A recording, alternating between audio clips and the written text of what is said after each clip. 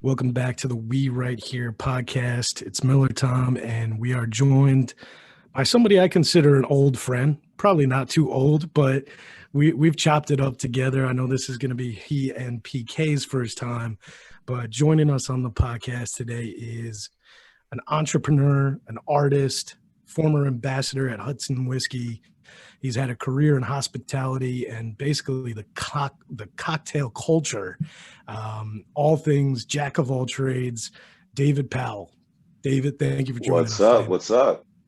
Yeah, it's as soon as I had the idea for this podcast, I told PK, I said, "There's one guy that I really want to talk to, especially right now, this time in the craziness that the last year plus have been."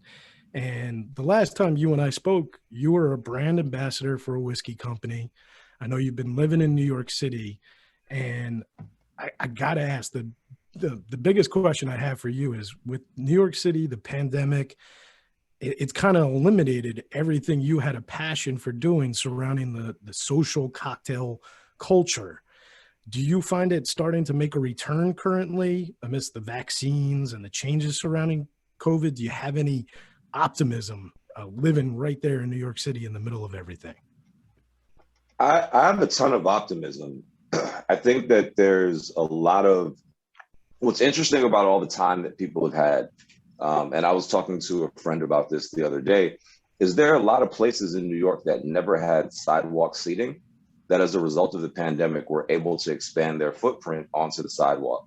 So although they lost their indoor seating, when it comes around to this summer, this fall, when weather is nicer, and now they have the ability kind of written in based on pandemic legislation to be able to expand onto the sidewalk. Hopefully that's a way for them to make up a bit of what they lost last year. But to the bigger question, I think our industry and the industry that I was a part of for so long, I mean, I spent 9 years between being behind the bar, running bar programs, consulting, and then ultimately becoming an ambassador. It is a hyper social industry. For myself, I term myself to be an introvert that took very extroverted jobs in order to come out of my own shell. And so me as an ambassador was the most extroverted parts of me because I had been a bartender for long enough to know the way that the industry worked. But prior to that, I was really into the music industry, which was another way for my introvert to express itself outwardly. I would go into the studio and I would say things that I might not necessarily say to somebody in everyday life, but it was my way of being my own best motivational speaker, right? So that's one thing that the pandemic has helped me get back to. And the luck that I had last summer, getting an art residency on Governor's Island just expanded the mediums that I felt comfortable creating in. And having now a background in the spirits industry, going back towards more creative, where the land of brand partnerships is really fertile, I'm really excited about all of the different pieces of my background that now turn me into the entrepreneur that I'm becoming.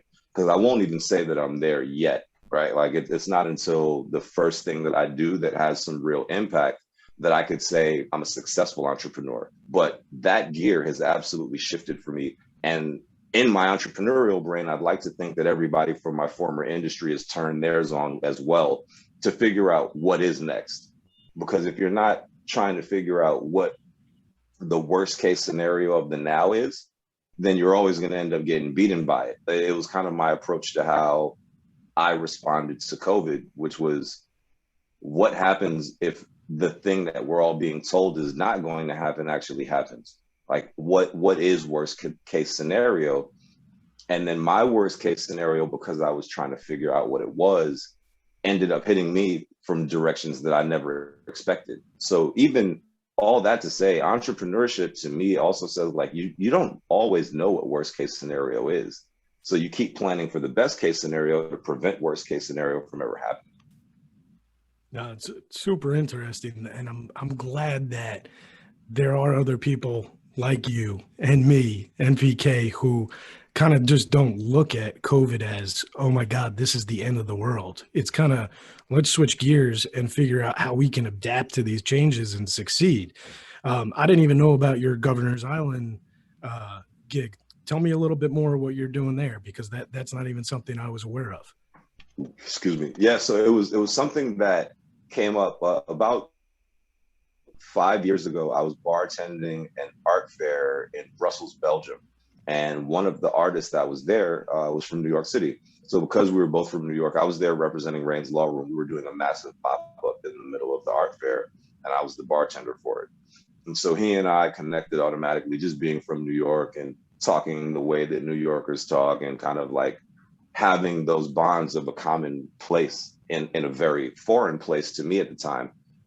He sold a couple of paintings at that show, but he and I just remained cool. He would always come to the bars that I was working at when I was an ambassador. I'd always invite him to the events that I was doing, and we've collaborated on some canvases. And so last summer, he ended up being invited to be one of their artists in residence. And he was just like, hey, man, if you want to come out and hang out and continue our collab series, like, I'd love to do that. I have this house. There's nobody else around. Come out.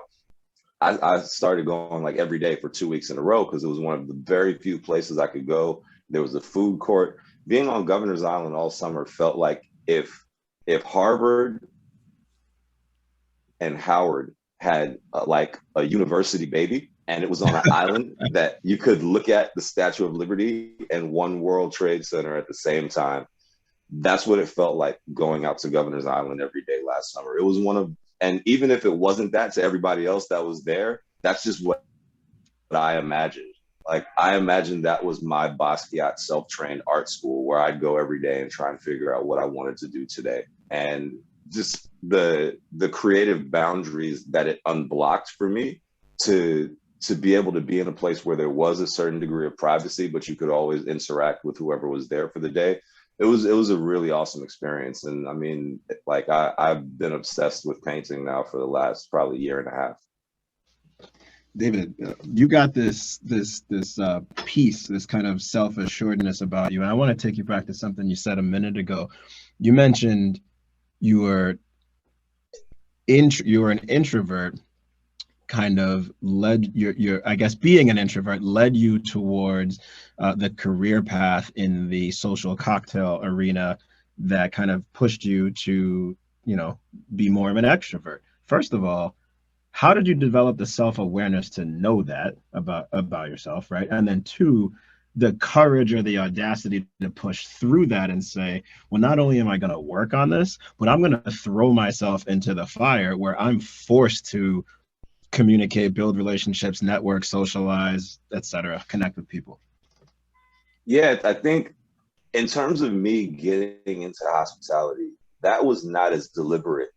And like, I wasn't really premeditated about that being the thing that was going to bring me out of my introversion. That was a situation where I was living with my girlfriend at the time, and she was dealing with she was an editor-in-chief of a magazine, and her magazine was about to go under. Everything was shifting from print to digital. The funding was changing. It was all financial considerations. But her salary dropped by like 30 some odd % in that period. And I was happily on unemployment, pursuing my music, getting booked for shows, performing at South by Southwest and CMJ and SOBs in New York, and doing everything that was going to lead me exactly where I wanted to be in music. But she needed me to support her and to help. And she had bartended her way through moving to New York after college. I was like, listen, I know for a fact that you'll be able to get a job in this industry. I know for a fact that they're only going to call one reference. Make me your reference. I just happened to, in 2 interviews, end up at Death & Co. for my second interview. And that was the place where I got hired as a barback. Being at Death & Co. was like, in a way, for me, it was like me interning at Rockefeller Records when I was in high school, like my senior year. I interned at Rockefeller before I ever did anything in the music industry. Being at Death & Co. was the same. Everybody was a top 50 bar in the world at the time. I knew nothing about this world. I didn't even know how people made apple martinis. Completely cold. I came in with zero knowledge whatsoever. My degree is in advertising. I never bartended in college. It was just not a thing that I ever saw myself going into. And when I got to Death and Co, what I realized is that everybody that I was around was really smart. They had very specialized knowledge in things that I didn't know about. And the way that they put a menu together was the same way that I put music together. Like, this sour gets balanced out by that sweet, which masks this flavor and gets accentuated by that. And then this and this and this. It was the same way that I looked at production and songwriting and whatnot. It was like, I don't have a Chris Brown voice, but I might be able to have like a Childish Gambino low range voice if I get out of my own way, right? So it was the same thing. And I just applied everything that I was applying to music to cocktails. And really the game-changing job for me was when I was the opening head bartender at Ginny's Supper Club under Red Rooster in Harlem. Because now you have a Harlem kid who still lives in Harlem to this day. And I got the opportunity to open something for Marcus Samuelson and be around a guy that was on TV like 3 to 5 days out of the week. What year was this? That was 2012. Yeah, so Sorry. I was less than people were still calling my phone like, yo, are you trying to do this show? I had to change my phone number because I didn't want to get dragged back, because the difference between entertainment and hospitality is when you're independent as an artist, and even in like painting, right? You're independent as an artist. I might think that this painting that's behind me is worth $2,500 to somebody, right? But if I've never sold something for $2,500, they're going to question my price. But when you're a bartender or you're a bar back or you're a server or whatever, your tips are money that you are never able to be denied. Mm-hmm. And at the time, that was something that I really needed to see.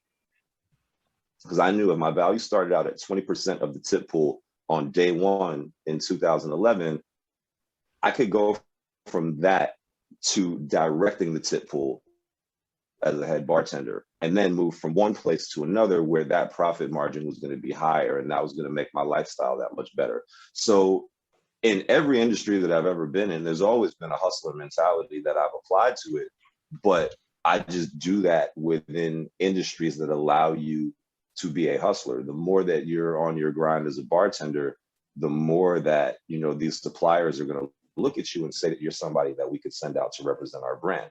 But if you're there just kind of in the shadows, not really looking to be noticed, not really having a personality, you're not the person people go there to see, you're going to stay where you are for a whole lot longer. If that makes sense. No, it absolutely makes sense. Definitely. And I mean, think of the three areas you've talked about so far. It's painting and art, music, and hospitality. Those are three of the hardest businesses to succeed in. And it seems like your transitions have been pretty flawless. I mean, I got to commend you on that. But you just told us something. You interned at Rockefeller Records at the beginning. I did. Man. Yeah. I was a really nerdy high school kid. But I fell in love with Jay-Z after Volume 1. It was like Imaginary Player and Lucky Me, to me, alongside Streets is Watching on that album.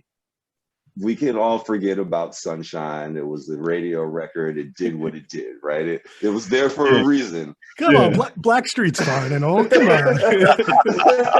Still get your dance on to it. I mean, it's right. But what I understood and the reason I even wanted to intern at Rockefeller was I was looking at this guy who basically told everybody, y'all are wrong about, right? And my whole life has been a bunch of situations where I've had to look at people who are wrong about me and look them in the eye and just take whatever wrong they were going to be and figure out a new way to be successful.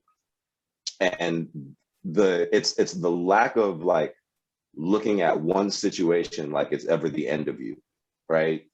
Even for myself, what I've been really challenging myself, the easiest thing for me to have done would have been to call up another friend of mine who's a supplier for another company and say, look, I'm a free agent. What brand do you have open? And just get back into that same exact flow. But luckily for me, I have this whole other lifetime of mine that kind of predated me becoming a brand ambassador predated me becoming a bartender. And my old music became like the fuel to my own ambition. There's nothing realer than listening to yourself 10 years ago and the life that that person wanted to live, and actually being like, okay, how many of those things have I actually gotten done yet? You know, one of the things that hospitality and the brand life and ambassadorship in the spirits industry absolutely did for me was take me around the world. I could never take that away from this industry. There are places that I never would have seen if it was not for this industry. I would have never seen Nicaragua if I didn't work for Florida Cognac. I would have never seen Scotland if I didn't work for William Grant & Sons. I would have, there are a lot of places. I might not have been to Costa Rica yet if it wasn't for a trip that we all took together. There are a lot of things. And for me, a good friend of mine said this last night, life is cumulative, right? So everything that I've done and accomplished up until this point is just a launching pad for the next SpaceX rocket. It's just, we're just T minus however many weeks or months or years away from this next launch that's going to change something else in my life. And the challenge is always to overcome the adversity that comes along with shedding one version of yourself for the next. No, absolutely. I couldn't agree more. Miller time, please. Yeah, no, I'm just wondering, David, because in my life, I own a couple of businesses, and until you actually take that step to kind of be the boss and take that risk, you don't realize how great it can be once you take that risk and you succeed. But you taking all these risks kind of unafraid, where does that come from? What was your initial kind of moment? Because there's always something that the initial kind of adversity that you have to get through that point, and then kind of it just becomes second nature. For you, it seems like second nature that you could adjust and adapt. What was the initial kind of point that you said, I have to do this? You just sacked up and did it. Was there one moment in your life that?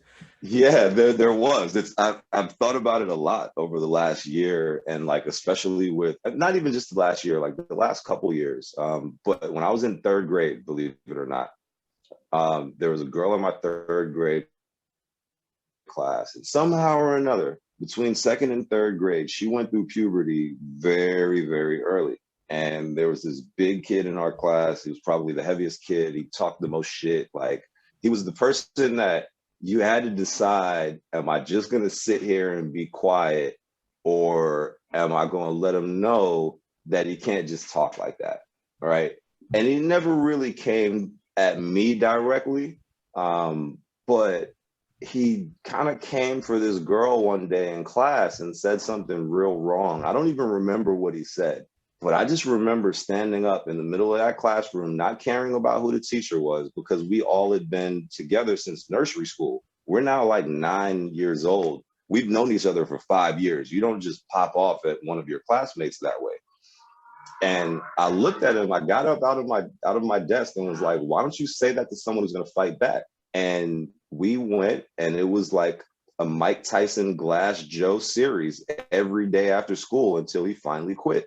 And my whole, I've been an athlete, you know, from literally from 7 years old all the way up until I was 20 years old. So at this point, I've been playing competitive baseball for 2 years. I knew I was skinny. I knew he was big. Like, I'm just going to run around and make him catch me until he gets tired. And then once he gets tired, I got him. And it went like that every single day until he stopped. And I think that was the moment when I was like, sometimes you just have to break through the veneer of what someone thinks that they have over you.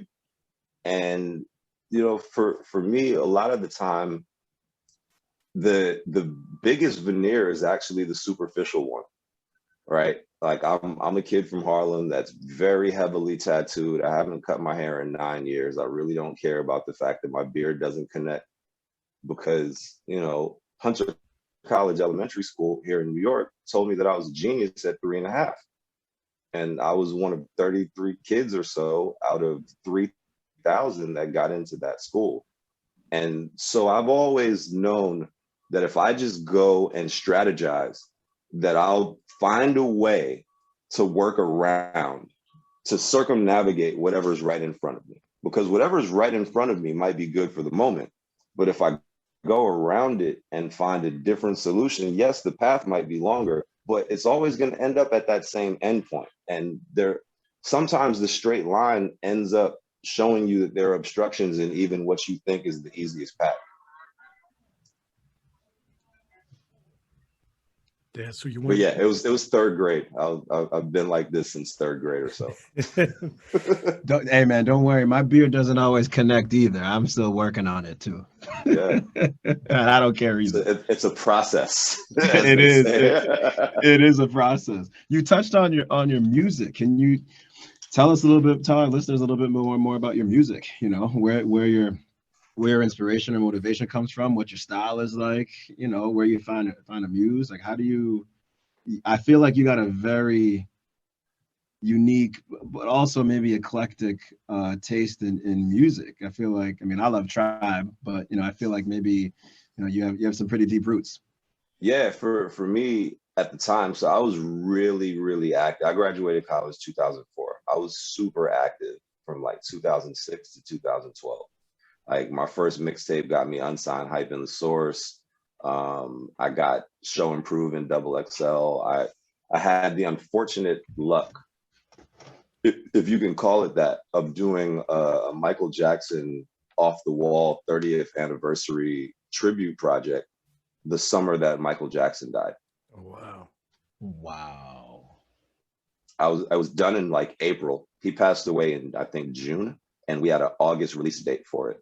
And that was one of the moments that really, like, when I got into hospitality almost 2 years later, I was like, good. I can't think about this right now.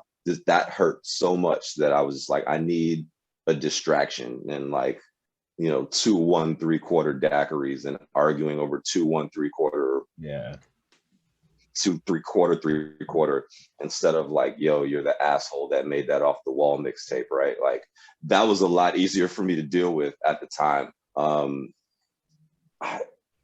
For me, musically, I always like looked up to people like Andre 3000 and Pharrell. You know, obviously growing up on Jay-Z and Biggie and Nas and Wu-Tang as a New Yorker in the mid to late 90s, there's a certain aspect of having something to say and making sure that it makes sense at all times that's always woven into me writing a verse for a song. But I'd say like right now, the people that I really like dig and am into are like the Gambinos and the Chance the Rappers of the world that are having fun and making really great music, and no one has to get killed behind it, you know, because there is, and obviously there's a space for all expression within every genre of art. Like even within my art, I have probably 3 or 4 different Nipsey Hussle tribute pieces. And those are things that I don't think I'll really ever sell. And like, you know, because I remember meeting Nipsey at a CMJ show very early on, and then seeing the Victory Lap billboards in LA, and then finding out that he had been shot. And so my influences take from every different aspect of culture, not just Black culture, right, that I've come across throughout the course of my travels and the course of my life. But obviously, being a Black creative, being a Black artist, being a Black ambassador, there always is the descriptor that comes before it, no matter what it is that I choose to do, because I grew up in one of the most famous Black communities in the history of civilization, being Harlem, you know, and I put that to the historical test in a lot of ways. So there's a duality, because there's in some respects, I have a charge as a Harlemite to actually contribute to the culture and not do something at the expense of the culture at all times, no matter what industry it is that I'm in. That's always my approach.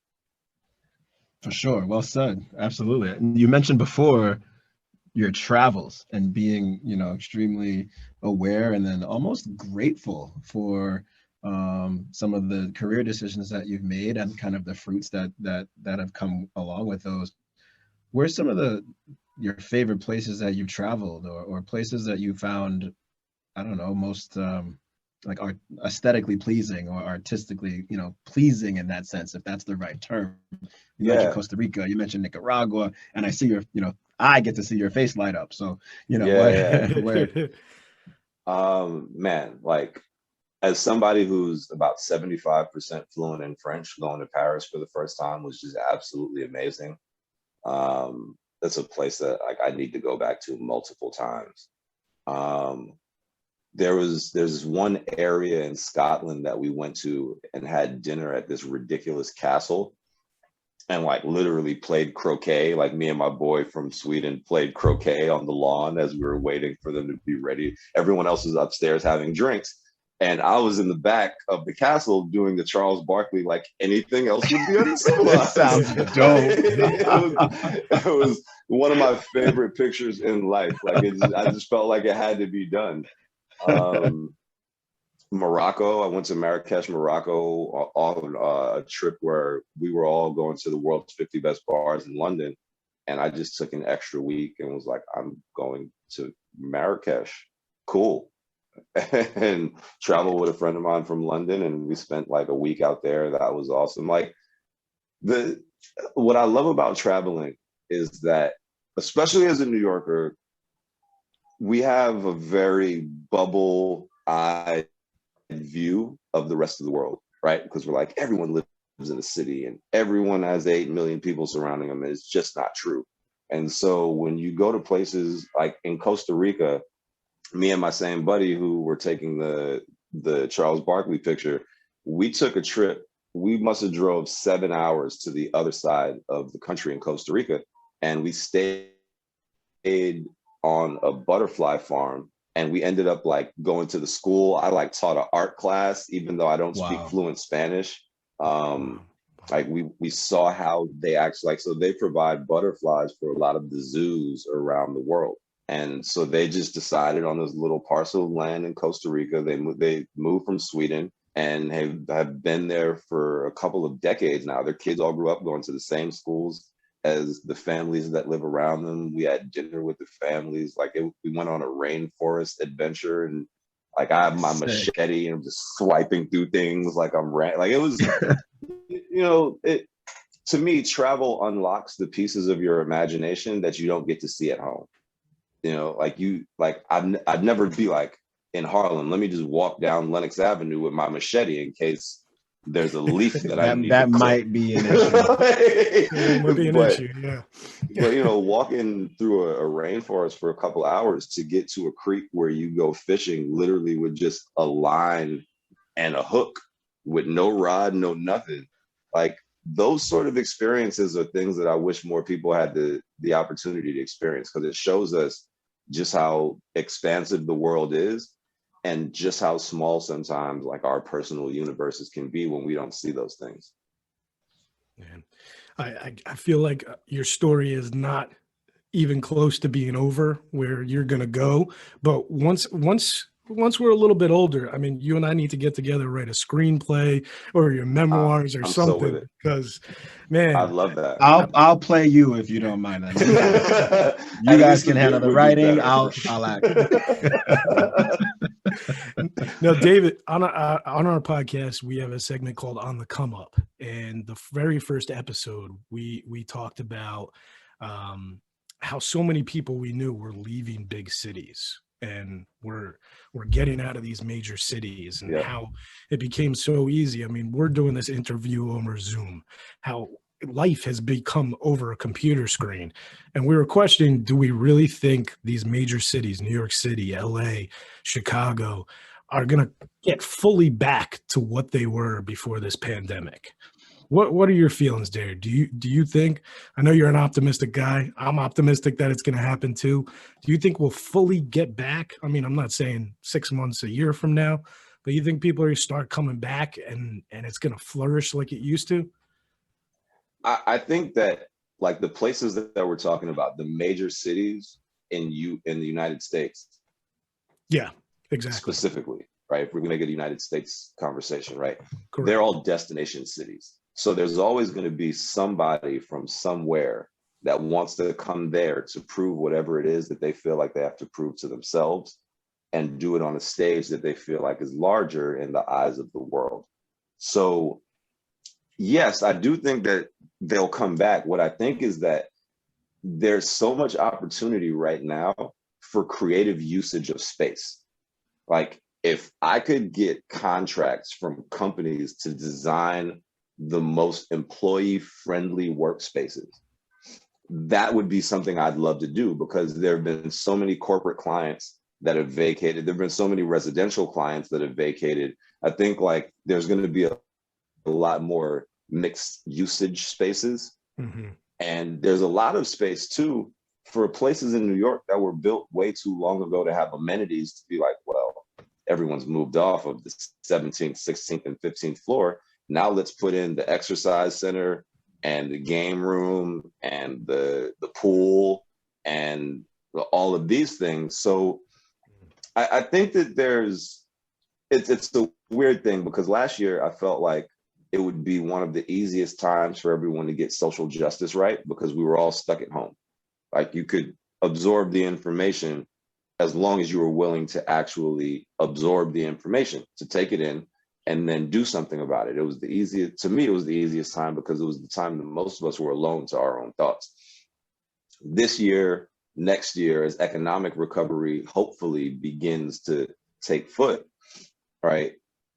What I hope then is that it's the easiest time for us to rebuild the employer-employee space, right? Because for me, as someone who went to a high school that had a dress code, the first job that I ever had, I felt like I was walking back into high school. They were like, you have to wear a shirt and tie to have meetings with everyone that works in this office. And it's like, but why?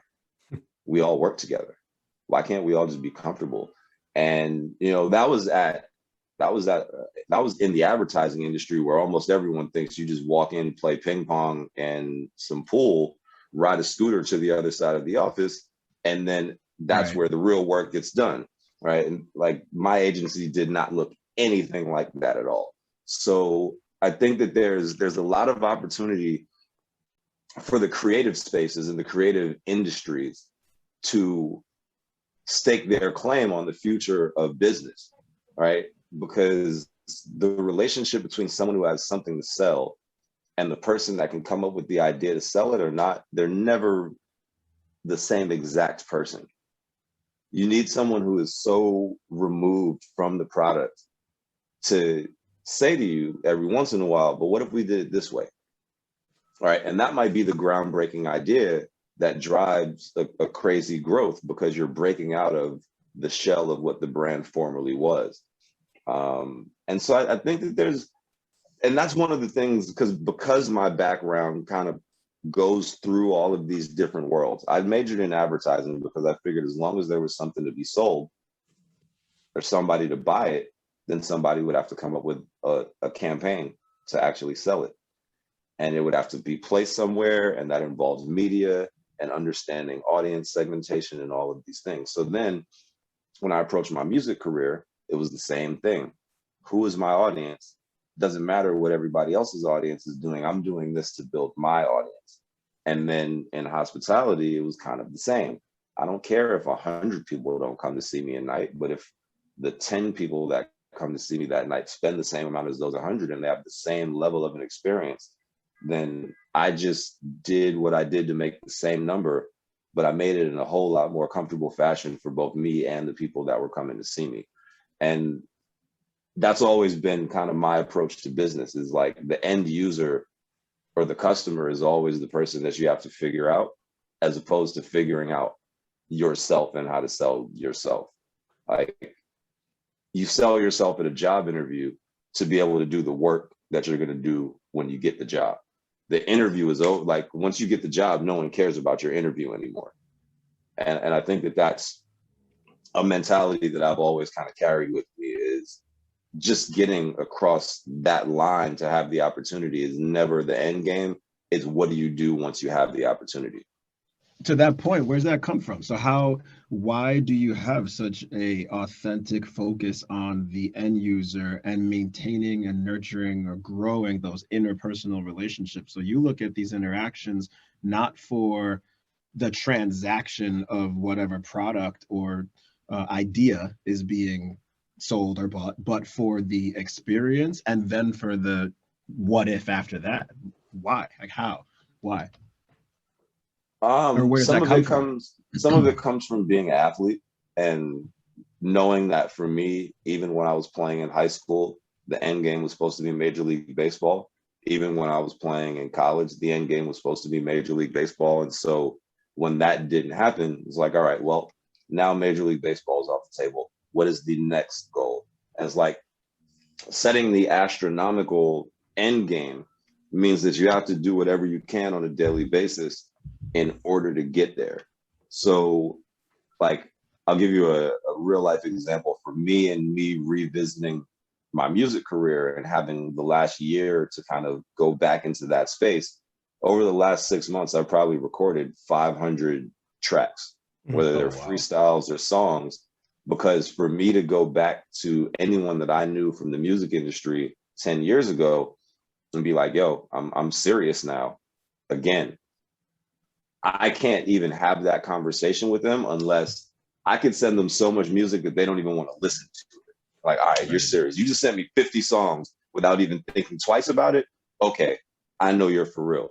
And so I've always known that above and beyond work ethic, it's the same thing. And what it comes from realistically is it comes from being undersized my whole life, right? I walked on my sophomore year at Michigan to play baseball. They listed me at 6 foot 165. I was 5'10", 135. Right. And Damn.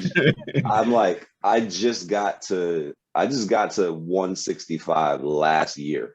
Right. I haven't played baseball competitively in over 10 years. I got to 165 last year. Wow. So it's always been, you know, I term it like skinny people don't fight fair, right? Like if you're gonna try and bully me and you're a bodybuilder, now I gotta outthink you. I can't just outpunch you in the face. I gotta be like, well, if he punches me in the face, I'm gonna have a problem. What can I do to both avoid getting punched in the face and figure out a way to win this fight? And that's the strategic portion of it. And like, luckily for me, I also played chess really competitively in elementary school. So I always have understood that things are happening 2 or 3 moves ahead that you might not see this move, and to always kind of play with that sort of mentality, no matter what the game is. And it all comes full circle back to that fat ass bully back in 3rd grade, huh? It does. Yeah. It does. Man. He wasn't on the chess team. I can tell you that he was not on the chess team. Well, we got a couple of quick hitters before we get you out of here. David Powell with us on We Right Here podcast. We really appreciate your time. You've been, man, awesome as always. Last time you and I chopped it up, we spoke about nothing but whiskey, and we haven't even talked whiskey yet. Yeah. Is there any cocktail? Yeah, is there any cocktail currently that you are making it on a regular basis, or some kind of cocktail you could give our listeners that they should be mixing up? Because I know you got a taste for the finer things. I mean, for me, realistically at home, if I'm making a cocktail, I'm just making myself an old fashioned, and then I'm going either back into the studio because I record at home, like where I'm at right now. This is my office. So like between these 2 spaces, I might have a glass next to me, I might not. But realistically, it's been so much old fashioned because I spent so much time making drinks for other people that when I got kind of my freedom from being the outward voice of a spirits brand in that universe, for myself, it's been a whole lot more just like going back to dive bar drinking and like shots and beers, because I don't want to, New York being so restricted, there haven't been a ton of places to go. when there aren't a ton of places to go and you're not out in those social situations, you find more that you're drinking alone. If you're drinking alone, you don't really want to drink as if you're drinking with 5 people. So I've basically started like microdosing alcohol. That's what I call it. Like I'll take like a half an ounce of a shot. And I like, because I worked in the cocktail bars that I did, I have this little measuring glass that measures all the way up to 4.5 ounces. So I'll measure out a half an ounce shot. I'll take the shot, and then I'll go back to drinking a beer, and maybe I'll record a verse, or I'll record a hook or something, or I'll watch my stock portfolio for another hour. And then like maybe 2-3 hours later, when I feel like it again, I'll take another half an ounce, and then I pass out, because it's really been just pitching and pitching and pitching for things that are going to open themselves up down the line as New York opens up. So it's with the most respect to the level of irony that this comment comes with, right? What I always said is, like, if I ever was in a situation where, and this is again like a skinny people don't fight fair sort of a thought process, right? Like if I were ever in a situation where I had to go to jail, I'd rather be in solitary confinement the whole time, because at the very least, I know I don't have to worry about the person that's sleeping in the cell with me. I've kind of played out quarantine very much the same way. Like I've had like romantic interests that have had all the opportunity in the world to have my undivided attention, and those things didn't pan out. And then I've had, like other platonic friends in my life that for whatever reason, whether it's that they still have a job and I have a little bit more freedom in my schedule, like I've been pretty solo dolo throughout a lot of this. So like I just now have solitary confinement in a really luxurious environment where I could record music on one side of it and come into my office and feel like I'm already worth $1 million on the other side of it. Well, hold on, David. I know we're short on time. I want to spin Miller Time's question a little bit. Then I'm gonna put you in this position because we're newly friends, right? You guys have had a good love. All right. So let me put you in this position. Your boy PK is I'm looking for a new place, right? I'm looking for a new apartment. It's most of the places I'm considering have outdoor like terraces and patios. I'm gonna host a little bit this summer, right? Friends, maybe some lady friends, whatever the case may be. You gotta hit me with a cocktail that I can be proud of hosting. Okay. Some friends. Yeah. Now we can do. Like I need that. I mean, what am I doing? Am I doing some type of mojito, some type of lemonade? Like, what am I doing, man? This is what I would do, and all of my Greek friends will appreciate this. Like, what you do for a situation like that is you just make a bomb ass punch. Like you go to the supermarket, you get a bunch of fresh fruit, get like, strawberries, watermelon, get like honeydew melon. I would do like lemon and lime wedges, and then just like, a bunch of, for something like that, if you really want to impress everybody, some of those lemons and limes are going to be going into, squeezing juice for your punch. Now that's going to limit the shelf life of your punch. So hopefully everybody's going to be down to drink it. And then you just you have fun with it. I made a punch for my like housewarming at my last apartment before here. This is me. I moved back into my grandparents' old place after my grandpa's passed. But at that housewarming, I literally passed out off of my own punch because I made it so far in advance of everybody showing up, and I forgot everything that I put in it. So I was like, oh man, this is delicious. I had like my triple styrofoam cup, and I was living my best Lil Wayne life before everybody got there. We're up on the roof of my old apartment building, and at some point I was like, I'll be back. I never came back. I went into my room, woke up to pictures of people laying in my bed with me. It was the best housewarming ever. Like, but I would, if it's that sort of a thing, I'd go with a punch, like blackberries, raspberries, strawberry, peach. There we go. Throw everything that you possibly can in there. And then just like, everything to taste as well, right? So you'll know what you like and what the people that you're inviting over, what their palate is like. If they go a little bit sweeter, throw some honey in there, throw some agave in there, so that they're not caught off guard with the bitterness of just the citrus.